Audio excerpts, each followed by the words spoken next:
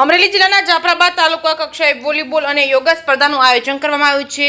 ખેલ મહાકુંભ 2025 અંતર્ગત તાલુકા કક્ષાએ વોલીબોલ અને યોગા સ્પર્ધાનું આયોજન પારેખ એન્ડ મહેતા હાઈસ્કૂલ ખાતે આયોજન કરવામાં આવ્યું છે. ખેલ મહાકુંભ અંતર્ગત તાલુકા કક્ષાએ આયોજિત વોલીબોલ સ્પર્ધામાં કડિયારી, કેરાળા, રોહિસા, જાફરાબાદ અને ભાકોદર ગામની ટીમોએ વોલીબોલ સ્પર્ધામાં ભાગ લીધો હતો, જેમાં ભાકોદર ગામની ગજાનન ટીમ વિજેતા થઈ હતી અને પ્રથમ નંબર મેળવ્યો હતો. ભાકોદર ગામની વોલીબોલ ટીમના કેપ્ટન ધર્મેશભાઈના કેપ્ટનના માર્ગદર્શન હેઠળ ટીમે વિજેતા બની હતી, જ્યારે ટીમના ખેલાડી ધનરાજભાઈ તેમજ વિવેકભાઈ, ચેતનભાઈ, મહેશભાઈ, વાલજીભાઈ સાખર, ગોપાલભાઈ સાખર, ચિરાગભાઈ બારૈયાના ટીમના સભ્યો દ્વારા બેસ્ટ પરફોર્મન્સના આધારે ગજાનન ટીમ વિજેતા થઈ હતી. ગજાનન ટીમ વિજેતા થતાં જ બાબરકોટ ગામના પૂર્વ સરપંચ અનકભાઈ છનાભાઈ સાખર દ્વારા ટીમને શુભકામના પાઠવી હતી. ખૂબ આગળ વધી અને ખૂબ પ્રગતિ કરે તેવી જિલ્લા કક્ષાએ વિજેતા થાય તેવી શુભેચ્છા પાઠવી હતી.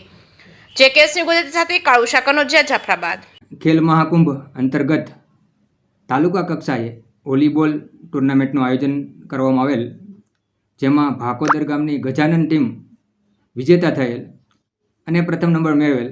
એ બદલ ગજાનન ટીમના તમામ ખેલાડીઓ અને કેપ્ટન ધર્મેશ ધુંધરવાને ખૂબ ખૂબ શુભકામનાઓ. તેમજ આગામી દિવસોમાં જાફરાબાદ તાલુકાનું પ્રતિનિધિત્વ કરીને જિલ્લા કક્ષાએ તેઓ જવાના હોય ત્યારે જિલ્લા કક્ષાએ પણ ખૂબ સારું પરફોર્મન્સ કરી વિજેતા થઈ પ્રથમ નંબર મેળવે એવી ગજાનન ટીમને ખૂબ ખૂબ શુભકામનાઓ અને ખૂબ આગળ વધે, ખૂબ પ્રગતિ કરે એવી ગજાનન ટીમને ખૂબ ખૂબ શુભકામનાઓ.